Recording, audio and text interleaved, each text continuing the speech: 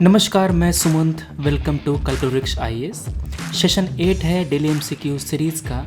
पूरा जो प्लेलिस्ट है आपको डिस्क्रिप्शन में मिल जाएगा, वहाँ पर आप सारे वीडियोस 1 से 7 तक देख सकते हैं। पर्पस हमारा क्या है? प्रीलिम्स में 120 प्लस स्कोर करना। डेली आपको टॉप 5 क्वेश्चंस दिए जाते हैं। आज का जो पहला सवाल है वो है फिपिक पे, forum for India Pacific island cooperation. ये एक इनिशिएटिव है इंडिया का और 14 पैसिफिक आइलैंड नेशंस का। इनमें से कौन पार्टिसिपेंट नहीं है आपको ये बताना है। तो ये क्वेश्चन केवल ज्योग्राफी का नहीं है, ये क्वेश्चन कॉमन सेंस का भी है। जैसे कि Fiji, Papua New Guinea, Seychelles, Comoros, Solomon island. इनमें सेचल्स पैसिफिक में नहीं है, सेचल्स इंडियन ओशियन में है। आपने क्या किया? आपने थर्ड को एलिमिनेट कर दिया। जब ये पैसिफिक में है ही नहीं तो कैसे उस आइलैंड ग्रुप का पार्ट होगा? तो थर्ड आपने एलिमिनेट किया तो आपका बी और आपका सी एलिमिनेट हो गया, बी और सी बाहर आ गया। अब देखो, फिजी, पापुआ न्यू गिनी, कोमोरोस, सोलोमन आइलैंड, यहाँ 1 और 2 है, यहाँ 4 और 5 है, यहाँ कोमोरोस और सोलोमन आइलैंड। जो फिजी है और पापुआ न्यू गिनी है, ये दोनों पैसिफिक के आइलैंड हैं। कोमोरोस भी इंडियन ओशियन का पार्ट है।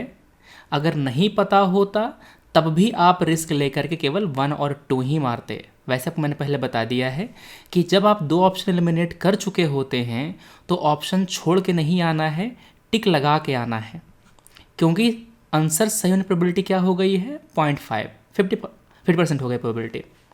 आंसर क्या हो गया? 1 और 2 only is the correct answer. अधिकांश लोग होंगे जो ए को आंसर मार करके आ जाएंगे, मगर सवाल क्या पूछा है? कौन सा पार्टिसिपेंट नहीं है? तो आपके आंसर में सेचल्स होगा, कोमोरोस होगा।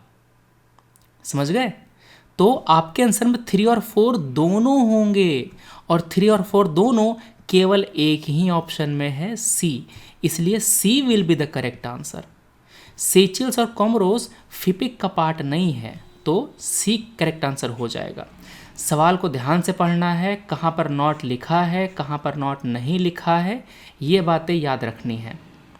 14 आइलैंड नेशन में Cook Island, Fiji, Kiribati, Marshall Island, Papua New Guinea, Samoa, Solomon Island, Tonga, ये सभी आते हैं।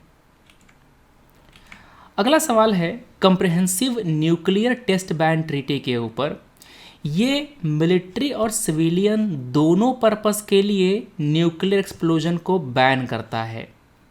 इंडिया ने ना ही इसको साइन किया है, ना ही इसको रेटिफाई किया है। तो पहला तो करेक्ट है, दूसरा इनकरेक्ट है। That's why A 1 only is the correct answer. कोई भी ट्रीटी आप पर अप्लाई तभी होती है जब आप पहले उस ट्रीटी को साइन करते हैं, उसके बाद उस ट्रीटी को आप रेटिफाई करते हैं। साइन करने के बाद भी वो ट्रीटी आप पर अप्लीकेबल नहीं होती। जब तक आपने रेटिफाई नहीं किया है तब तक वो ट्रीटी आप पर अप्लीकेबल नहीं होती, रेटिफाई करने के बाद ही होती है। तो A1 only is the correct answer. UNGA के द्वारा इसको अडॉप्ट कर लिया गया है, मगर अभी तक ये फोर्स में नहीं आया है। इनमें से कौन सा कंट्री है लैटिन अमेरिका का जो अटलांटिक और पैसिफिक ओशियन दोनों तरफ खुलता है? तो पनामा एक कंट्री है जो खुलता है।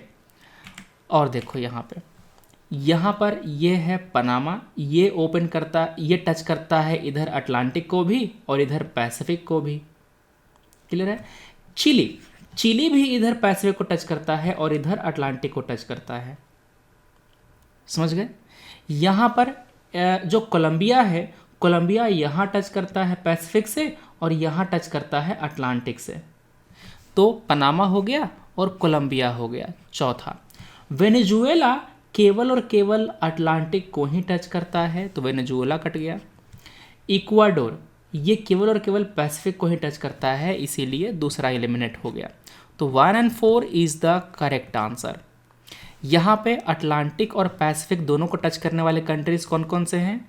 Panama and Colombia, Canada, USA, Mexico, Guatemala, Honduras, Nicaragua और कोस्टा रिका एंड चिली। याद रखना चिली सबसे वेस्ट में पड़ता है, मगर फिर भी ये जो है वो टच करता है अटलांटिक को और पैसिफिक ओशियन को। ठीक है, तो आपका यहाँ पर जो सी है वो करेक्ट हो गया। नेक्स्ट क्वेश्चन है सत्याग्रह सभा के बारे में। ये क्या है? ये सभा सेटअप किया गया था गांधी जी के द्वारा। यहाँ पर किया जाता है कि जो रॉलेट एक्ट है उसके अगेंस्ट प्रोपोगेंडा क्रिएट करना इस सत्याग्रह सभा का काम था। ठीक है, यहाँ पर देखो ये चीज़, जो रॉलेट एक्ट है उसको पास किया गया था। इस एक्ट में ये कहा गया था कि गवर्नमेंट किसी को भी इम्प्रिजन कर सकती है 2 साल के लिए बिना किसी ट्रायल के, अगर उसको सस्पेक्ट किया गया है टेररिज्म के लिए, मतलब रेवोल्यूशनरी जो एक्टिविटीज़ है ना उसके लिए।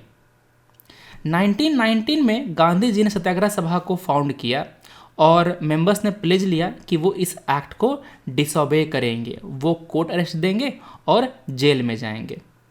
सो it was an organisation to create nation wide propaganda against Rowlatt Act. 3 organisations, Home Rule League, Muslim League और सत्याग्रह, ठीक है ना, इन लोगों ने कोऑर्डिनेट किया था, ऑर्गेनाइज किया था सत्याग्रह को इस रॉलेट एक्ट के अगेंस्ट। लास्ट क्वेश्चन है वेटलैंड के बारे में। वेटलैंड नेचुरल सेफगार्ड के जैसे काम करता है डिजास्टर के अगेंस्ट। वेटलैंड रिड्यूस करता है डिजास्टर रिस्क को। कैसे? वो फ्लड के इम्पैक्ट को मिटिगेट कर देता है। जैसे कि जब फ्लड आता है ना तो जो एक्सेस वाटर है वो जाकर के इस वेटलैंड में रिजर्व हो जाता है, जाकर के वहाँ स्टोर हो जाता है, तो फ्लड का जो थ्रेट है वो कम हो जाता है, फ्लड की जो इंटेंसिटी है वो कम हो जाती है। क्लाइमेट को रेगुलेट करता है कार्बन स्टोरेज का काम करके। जैसे कि जो भी वहाँ पर वनस्पतियाँ उगती हैं, जो भी वेजिटेशन वहाँ पर उगता है वेटलैंड में, वो गल के सड़ के वहीं रह जाता है, दलदल में ही रह जाता है, तो वो कार्बन स्टोरेज का भी काम करता है। तो 2 करेक्ट है। वो कोस्टल एरिया में स्टॉर्म से भी प्रोटेक्शन देता है, तो 3rd ये करेक्ट हो गया। 1, 2 and 3 all are correct because all these are method to provide safe guard against disasters.